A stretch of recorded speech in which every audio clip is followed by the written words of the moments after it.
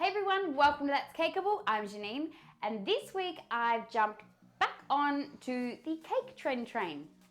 So if you haven't seen them yet, the fault line cake has made a huge impact on the caking community. People are doing floral fault lines and geode fault lines and edible image fault lines. The possibility for this trend is totally endless. So I decided to go a little bit left of center also, and I hadn't seen this one done before. I decided to make a boozy fault line cake. Not bougie, maybe a bit bougie. So in order to have sold this cake, I would have probably need 3 liquor licenses. It's not really something that I'm willing to go and purchase in order to sell a cake. But this was for a very good friend of mine, and I didn't have to worry about that sort of legality. Also, if you're going to make this cake, be aware that it costs quite a bit of money to put together. Those little bottles you see in the middle, they are between $9 and $11.50 Australian per bottle. In my opinion, it was well worth it. I absolutely loved making this cake, and I hope you enjoy watching how it comes together.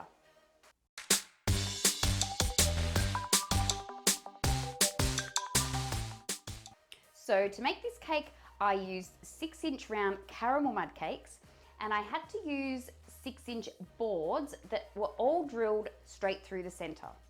You'll see why later. I stacked my cake as normal and just put some delicious boozy bourbon brown sugar. Is that enough bees for you? Buttercream. Oh, bourbon, brown sugar, buttercream.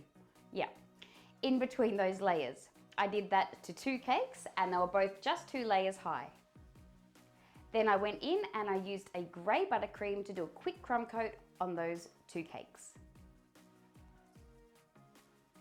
Now I've taken a styrofoam dummy, which is 3 inches wide, and it is as tall or as roundabout as tall as the bottles we're using in the center.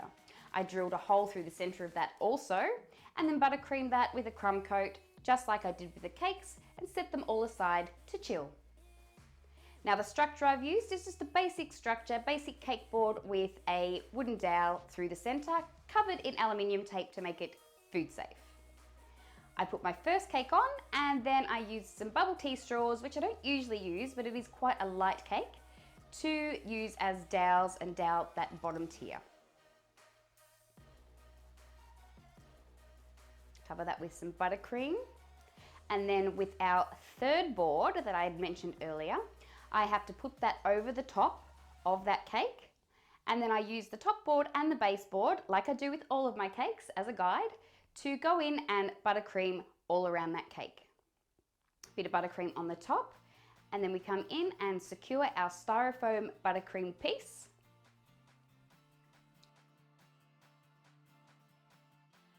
And then we start placing our bottles around the styrofoam center. I just attach them using a little bit of buttercream. There we go. Okay, now adding the top cake. I'm securing that with some more buttercream. And now basically the fault line cake is going around and doing a lot of layers to get it right.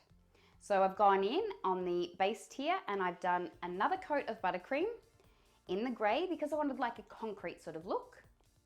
And as you can see, I'm gently pushing it up over the board and just slightly going above the base of the alcohol bottles. Smooth that out. Don't worry about the board showing right now because there are plenty of coats to go, believe me. Go ahead and do the same with the top tier. And then after every time you've done this, make sure that you put your cake aside to chill and come back in and just add more.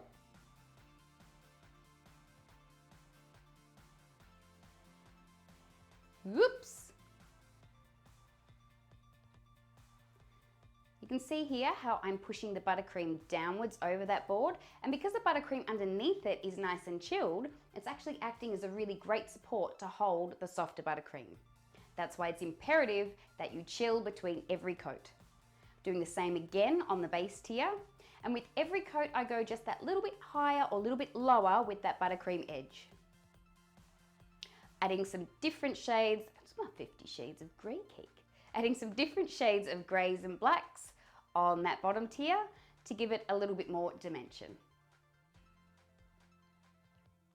Smoothing it all out. Once again, adding another layer after we've been chilled. And don't panic, it doesn't end up being like a really thick layer of buttercream because you are scraping it off in between coats, but it does help with that fault line effect.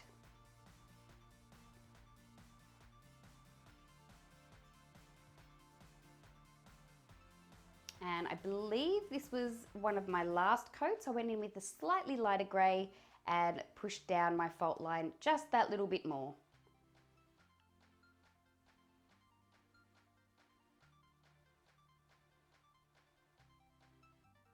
Same on the bottom tier, pushing up the fault line a little bit more.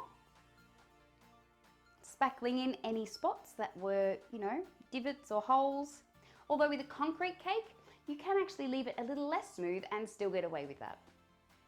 Okay, slicing off my top board that I'd used as a guide. I don't think I mentioned earlier, sorry.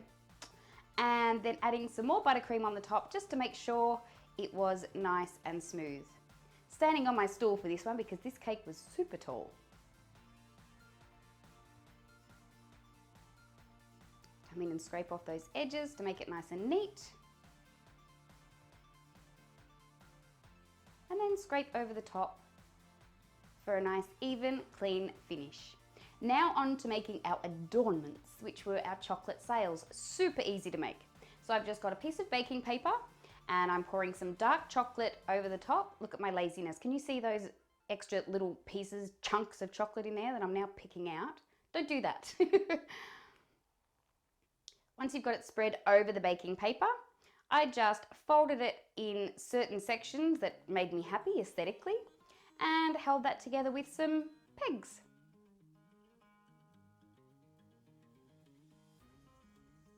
There is no correct method, just what is pleasing to your eye.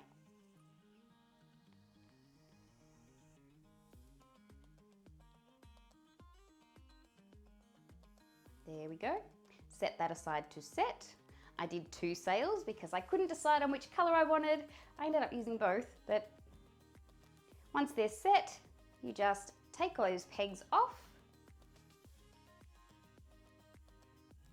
and then very gently peel your chocolate sail away from the baking paper, and voila. Now, people color chocolate in different ways. A lot of people use the dusts and mix them with an alcohol, but I much prefer the way it looks with a dry dust. So I just used a rose gold colored dust to dust one of my chocolate sails. And then for the other one, I used a dry brush method, once again using a gold dust.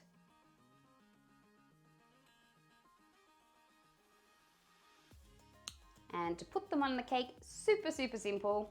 Just very gently wiggle them into position.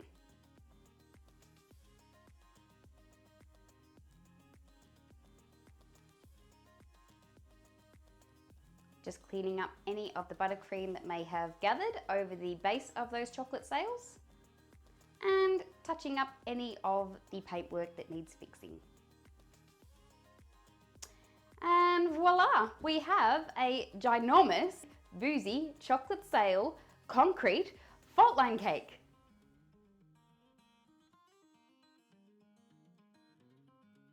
So guys, that brings us to the end of this week's video.